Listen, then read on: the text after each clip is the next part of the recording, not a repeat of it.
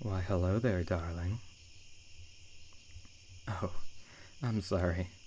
I didn't mean to frighten you. I'm afraid I have a bad habit of sneaking up on people. Light feet, long strides. Tell me, what's a little lamb like yourself doing out here? Prowling about my courtyard, all alone, so terribly close to midnight. Lost? You're lost? Oh no, poor thing. Well, how very fortunate that I found you. I know these grounds very well. Let me assist. Yes, you're in my domain. You're trespassing, as a matter of fact. But don't fret. I don't mind. I'm sure it was only an honest mistake by a lost, scared little pet trying to find their way home. You see those majestic gray towers spiraling up into the clouds behind me? Those thick walls of stone bristling with thorny ivy. That is my home. You're on the outskirts of my castle. You seem skeptical. Have you ever met a man who lived in a castle before? You don't think I would lie to you, do you? Do I look to you like a dishonest person? No, it's the truth, I promise. This castle has been my home for... oh, well, so many years I blush to name the number. But suffice to say, I have resided here for a very long time. And it's likewise been very long indeed since I last entertained a guest. Oh, well, how kind of you to say. Good pet. You're quite the little charmer, aren't you? I can already tell we'll get along famously. I have been told before that I look younger than my years. Perhaps the soft moonlight is merely being generous with my features. Or perhaps it's true what they say, that young people often mistake the refined, regal beauty of an older man for youth. Do you think that's true? Of course you don't know. You don't know anything, do you? You don't know where you are. You don't know on whose lonely grounds you've inadvertently tread. You don't even know the name of the man who's about to bring you home. But it would be my pleasure to teach you. I am the Count Red, but you just may call me Count. And what might I call you, my little lost lamb? A pleasure to make your acquaintance, even if it had to be under such, unusual circumstances. I often find the most intimate connections are made by happenstance, chance meetings at the dead of night. Rather like the one we're having right now. A shame they're so infrequent. As I said, it's been quite a few moons since I last had someone stumble into my grounds. Why, yes, this courtyard is my hunting ground. In my younger days, my friends and I would fritter away half the nights of spring and summer here. My old companions so loved the thrill of the hunt when they were alive. Death, sadly, has dulled their taste for chasing prey. Mine, however, remains quite undiminished. Oh, we hunted all sorts of beasts. Pheasant, fox, rabbit, even on occasion the most crafty prey animal, man. Oh, how many men did we hunt on these grounds? And how many women, too? Dozens, doubtless. So long ago, but their heavy footfalls, their haggard breaths, the rank scent of fear in the midnight air, the memories are as crisp and savory as though they were made only yesterday. Oh, Are you frightened? Don't think I didn't see you step backwards just now. What's wrong? Don't bother speaking. Your stammering is quite cute, but also quite unnecessary. I know just what's happening. Something in you knows instinctively that I'm telling the truth.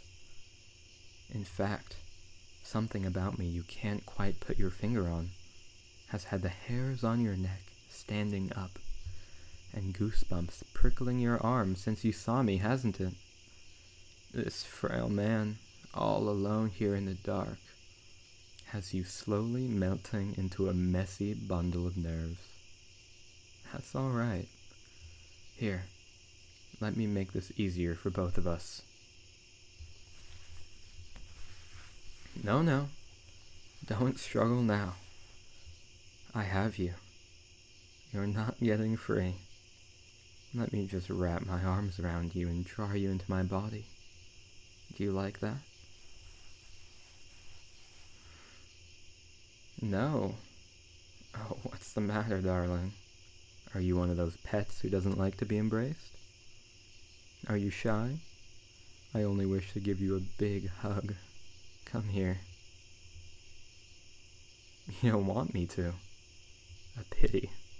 I'm afraid I have to insist. Is that supposed to scare me? Don't embarrass yourself, darling. Here, hush those silly words. Let me envelop you in the thick folds of my cloak. It's real bearskin. Here, feel it, if you can in this position. I felled the fine specimen whose pelt it was fashioned from myself, years ago, deep in the forest beyond the grounds. Such a majestic creature, so massive and virile, yet still so helplessly mortal underneath it all. You don't truly believe that a man who's slain beasts like that is afraid of some shivering little whelp practically in tears already, do you? Fine, I can see I'm dealing with a stubborn pet. Keep struggling all you like. I'm actually almost starting to enjoy it. Your little worming and wriggling is adorable in a way, and those indignant, breathless shouts of yours as you squirm in my arms are not unamusing, if only because I can see how flustered you're getting at finding yourself to be so much weaker than I am. It's more than a touch humiliating, isn't it? Being effortlessly overpowered by an unarmed older man. Yes, that's all right. You can try to duck down. You won't slip through my velvet-gloved fingers so easily. Maybe it would put you more at ease if we laid down anyway.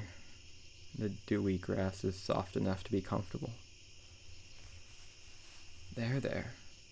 Don't fight. It's hopeless. From the moment you stepped into my lair, you were inescapably mine. You simply didn't know it yet, poor pet. But this doesn't have to be difficult if you don't want it to be. Just let me lower you down. Let my strong arms encircle you, and my long legs pin yours down. Let me slip a glove off, and let a soft, pale hand cup your face. That's not such a bad feeling, is it? Your cheek is awfully warm. I love it. Scream all you like. No one can hear you, nor would they have the courage or the strength to save you even if they could. But we don't need anyone else to intrude on this special moment we're sharing now, do we? Such soft hair. I hope you don't mind me petting it. Oh no, don't lie to me, darling. You like it when I pet your head. I heard that purr. Shall I reward you with another? If I do, I hope you'll be a good pet for me and stop struggling so much. Oh, there's that whine again. You do like it. Of course you do. My touch is soothing, isn't it? You can't explain it any more than you could explain your wordless fear at the sight of me earlier. But I can see a strange kind of petrified contentment, maybe even verging on enjoyment, starting to dawn in your eyes. Sure, you're still thrashing, but I can feel those wails and pleas for me to release you getting less convincing by the second. Those spasms and shakes getting weaker and more half-hearted. Don't worry, it's normal. My kind can be very enticing to humans. It's in our nature. It's quite common that pets like you come to enjoy being in our embrace, being the subject of our affection, even in the throes of being hunted by us. Of course I'm not human, darling. Come now. Have you ever met an ordinary man with a pair of glistening fangs like these? Oh, they make your little heart quiver when I bare them, don't they? So long and white and immaculate. And sharp. I adore that little flash of fear in your wet, nervous eyes. But I can see that they excite you a little too. I know precisely what you're thinking. You've figured out what I am by now, haven't you? And you're wondering what it would feel like if these fangs of mine found their way to your pretty little exposed neck and I just... Don't worry. Tempting as it would be, I'm not going to feed on you. Yet. It's been so long since I've had a human stumble into my web. The spider can sheathe his pincers for the time being and play with his food a little. In fact, there's something about your demeanor I'm growing to find quite amusing. That anxious mewling, those frightened puppy eyes. I think I'll take my time with you. Oh, no, stop struggling. Be still. Calm yourself. Good, pet. See how quickly you've begun to obey? Oh yes, you might be suited for more than just a meal. You might be a candidate for more. I'll take my time with you indeed. I was human as well once, you know. Long ago, just a small, inconsequential boy running around in this big, bustling world, not so very different from you. Then, something happened. Something absolutely wicked.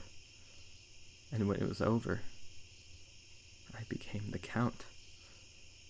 My skin paled, my teeth grew into fangs, my lips took on this luscious, natural red that you find so enthralling.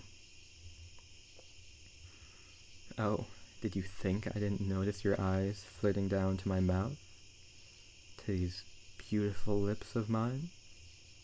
Don't be shy. I'm flattered. If you wanted to taste, all you needed to do was ask. This need not only be fun for me, after all.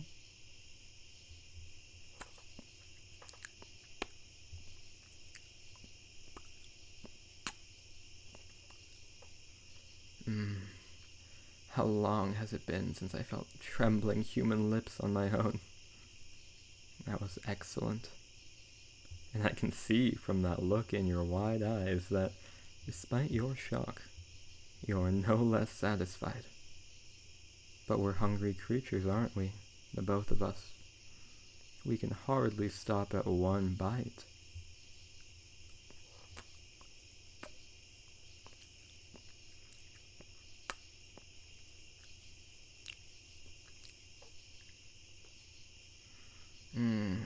Much as I hate to part from you, I fear we're burning moonlight. We'll retire to the castle now, you and I. I'll find a room for you. Or, perhaps, you'd prefer to share my bed.